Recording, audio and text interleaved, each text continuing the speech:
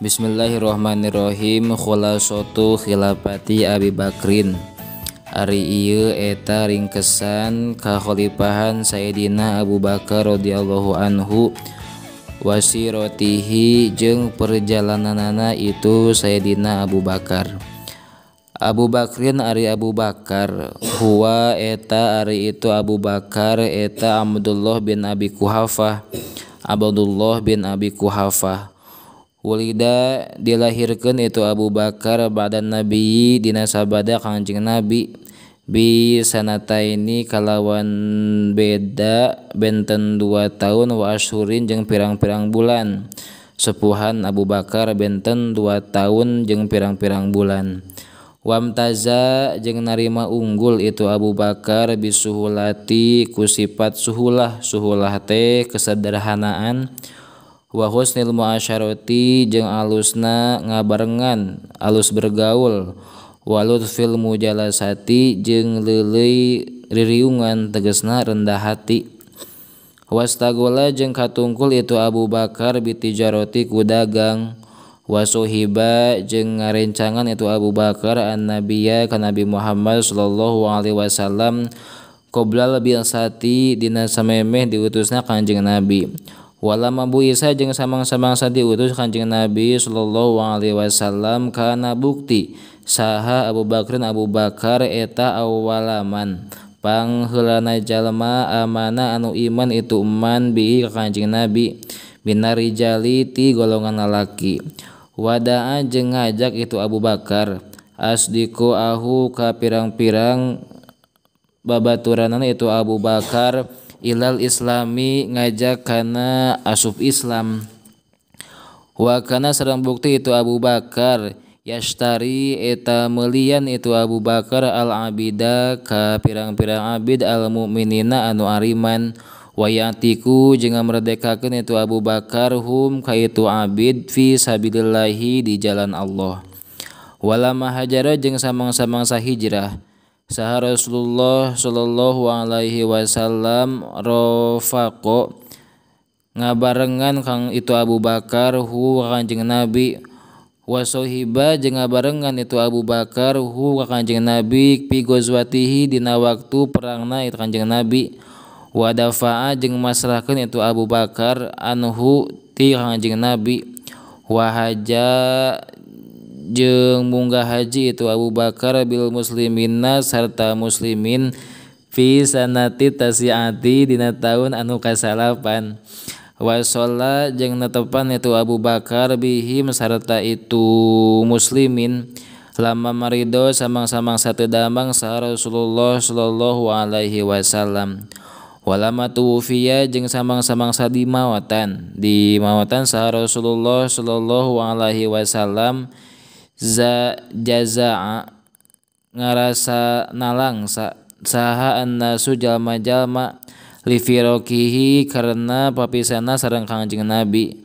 Fakana mangkabukti saha Abu Bakrin Abu Bakar radhiyallahu anhu ajlada hum eta pangkuatna hatena ti itu enas, fatakhodu ngajadikeun itu enas hu ka itu Abu Bakar kudwatan kana panutan fi sobri dina sobarna wa sabati jeung dina tumetepna ketenangan.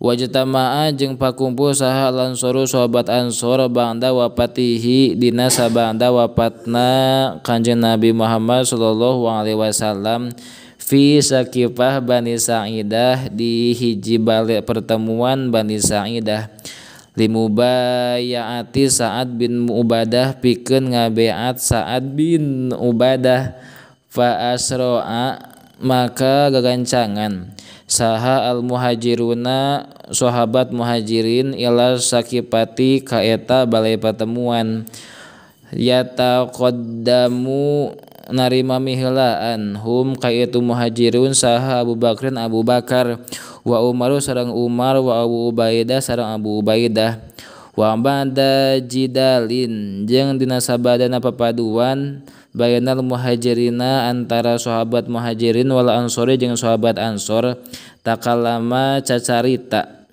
saha Abu Bakrin Abu Bakar pabayana tuluy ngajelaskeun itu Abu Bakar fadla Quraisyin kana unggulna urang Quraisy. Wa qala jeung ngucap itu Abu Bakar lil ansori ka sahabat Ansor, raditu kana lapad raditu ridho abadi ridho kami lakum bikeun rajan kabeh ahada hadaini rajulaini ka salah sahijina ti ieu dua lalaki yakni maksud kami Umar bin Khattab ka Umar bin Khattab wa Aba Ubaidah sareng Aba Ubaidah. Pabayaan tuluy ngabeatuhu ka itu Abu Bakar saha Umarun Umar wa tabi'a jeung nuturkeun hu ka itu Abu Bakar saha al hadiruna anu hadir kabeh ka Umarnya.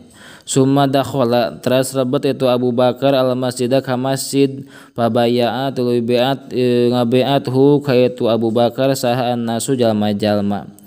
Wa awalu amalin jeung ari pangheulana padamelan badaa anu ngamimitian bihi kana itu amal saha Abu Bakar eta tasiro jaya si Usamata ngaberjalan kenana balad tentara Usamah alladzi anu jahaza anu geus nyiapkeun hu ka itu jais saha an-nabiyyu Nabi Muhammad sallallahu alaihi wasallam qabla wafatihi nasamemeh wafatna Kanjeng Nabi digozwi atropi Syami pikeun merangan daerah tungtungna negara Syam.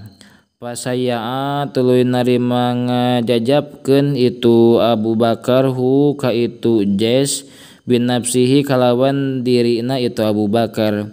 Fasaro tuluy berjalan saha al jaisu bala tentara ila ubna nepi ka tanah ubna. Waraja'a jeung mulih deui itu Jais dofirun barina anu menang kauntungan. Wartada jeung malurtad saha mudhamul qabaili gegeden pirang-pirang qabilah ba'da wafatin Nabi dina sabada wafatna Nabi Muhammad sallallahu alaihi wasallam. Walam yabqa jeung henteu tumetep saha ila ahlu Makkah kajaba ahli Makkah wal Madinah sareng ahli Madinah wa qalilun jeung saeutik saha goiruhum salianti itu Makkah jeung Madinah. Fajahaza maka nyiapkeun saha Abu Bakar al-juyusha ka bala tentara faqatalat tuluy merangan itu juyus hum ka itu